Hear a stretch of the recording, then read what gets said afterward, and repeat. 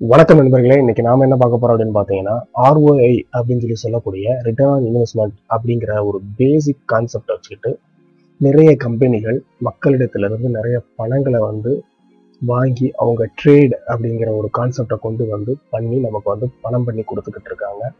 Plus அதில் referral அப்படிங்கிற மாதிரியான ஒரு சிஸ்டம் இருக்கு. அந்த ரெஃபரல் மூலமா நம்ம மணி ஏர்ன் பண்றதுக்கான இன்னொரு அரிய வாய்ப்பையும் நமக்கு கொடுத்துக்கிட்டு இருக்காங்க. இதையும் தவிர்த்து இன்னொரு கான்செப்ட் இருக்கு. அது MLM அப்படின்னு சொல்லுவாங்க. இந்த MLM கான்செப்ட்லயும் நமக்கு பைனரி, அதாவது பேர் கமிஷன் அப்படின்னு சொல்லக்கூடிய அந்த ஒரு விஷயத்துல நமக்கு மணி கொடுத்துக்கிட்டு இருக்காங்க. அனைத்து கம்பெனிலுமே 10% அந்த பைனரி ஸ்ட்ரக்சர்ல நமக்கு பேர் மேட்சிங் அப்படிங்கிற மாதிரி ஒரு கான்செப்ட்ல கொடுக்குறாங்க. ரெஃபரல் கமிஷனுக்கு நிறைய கம்பெனிகள் எவ்வளவு இன்வெஸ்ட்மெண்ட் பண்றோமோ அந்த அமௌண்ட்டை நமக்கு ரிட்டர்ன் ஒரு குறிப்பிட்ட நாட்கள்ல நமக்கு தினசரி கிரெடிட் ஆகிறது, இல்லை வாரத்தில் ஒரு நாள் கிரெடிட் ஆகிறது, இந்த மாதிரி நிறைய கான்செப்ட்ல கொடுத்துக்கிட்டு இருக்காங்க. இன்னைக்கு நிறைய நபர்கள் இந்த கான்செப்டை பயன்படுத்தி நிறைய மனிதர்கள்கிட்ட போய் இந்த விஷயங்களை பற்றி ஷேர் பண்ணுறாங்க. நாங்கள் இதுக்கு முழு பொறுப்பே நாங்கள் அப்படி ரெஃபரல் கமிஷன் பார்க்கணும் அப்படிங்கிற ஒரு காரணத்துக்காக நிறைய நண்பர்கள் நமக்கு தெரிந்த உறவினர்களையும் சுற்றி இருக்கக்கூடியவர்களையும் அவங்க முழு உத்தரவாதத்தை கொடுக்குறாங்க.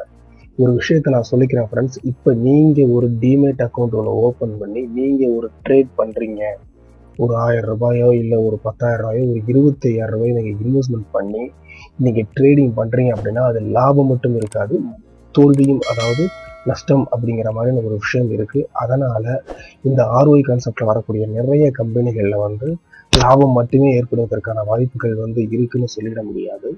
தோல்விகள் ஏற்படுவதற்கான வாய்ப்புகளும் நிறைய இருக்கு. அதை நீங்க புரிந்து கொண்டு உங்களை சுற்றி இருக்கக்கூடிய நண்பர்களையும் உங்களுடைய உறவினர்களையும் இந்த பிசினஸ் வாய்ப்பை நீங்க கொடுக்கலாம். அதை நீங்க சொல்லி கொடுப்பது உங்களுக்கு மிகவும் ஒரு நல்ல பிரயோஜனமான ஒரு விஷயமா இருக்கும். அவங்க பாத்தீங்கன்னா எங்கேயாவது பணத்தை எங்கேயாவது விரட்டி அந்த பணத்தை இதுல இன்வெஸ்ட்மெண்ட் பண்ணி ஒரு நல்ல லாபம் பார்க்கலாம் அப்படிங்கிற மாதிரியான கான்செப்ட்ல இருப்பாங்க. நம்பர் 1. இரண்டாவது, நம்மளுடைய நண்பர் இதை சொல்லியிருக்காரு, நம்மளுடைய உறவினர் இதை சொல்லியிருக்காரு, இதை நம்பி நம்ம பணம் போடுவோம் அப்படிங்கிற வகையான கான்செப்டுக்கு வருவாங்க. மூன்றாவது காரணம், இதையும் மீறி கம்பெனி மேல ஒரு நல்ல மதிப்பு வச்சிருப்பாங்க. அவங்க ஒரு நல்ல சர்டிஃபிகேட் வச்சிருக்காங்க, கரெக்டாக கொடுப்பாங்க அப்படிங்கிற மாதிரி இந்த 3 விதமான நம்பிக்கையை நம்ம நம்பி வரக்கூடிய ஒரு ரெஃபரல் இந்த மாதிரி கான்செப்ட்ல மைண்ட்ல வச்சு வருவார். நீங்க முதல்ல சொல்லிடுங்க, இது ஒரு ட்ரேடிங் தான் பண்றாங்க, இதுல லாபம் இருக்கும் நஷ்டம் இருக்கும் அப்படிங்கிற மாதிரி ஒரு விஷயத்த சொல்லி புரிய வச்சு நீங்க இந்த பிசினஸ் கான்செப்டை கொண்டு போய் உங்களுடைய நண்பர்களுக்கு சொல்லி புரிய வைங்க. அதுதான் சரியான வழிமுறையா இருக்கும். நிறைய நண்பர்கள் நிறைய கம்பெனிகளில் இன்வெஸ்ட்மெண்ட் பண்ணி அதை ரெஃபரல் கான்செப்ட்ல கொண்டு போய் 100% அவங்க உத்தரவாதம் கொடுத்து அவங்களுக்கு இன்னைக்கு பேமெண்ட் சரியா வர்றதில்லை. அவங்க நம்பியும் புலம்பி போய் நிறைய தவிச்சுக்கிட்டு இருக்காங்க. அந்த நபர்களுக்கு இந்த வீடியோ பிரயோஜனமா இருக்கும்.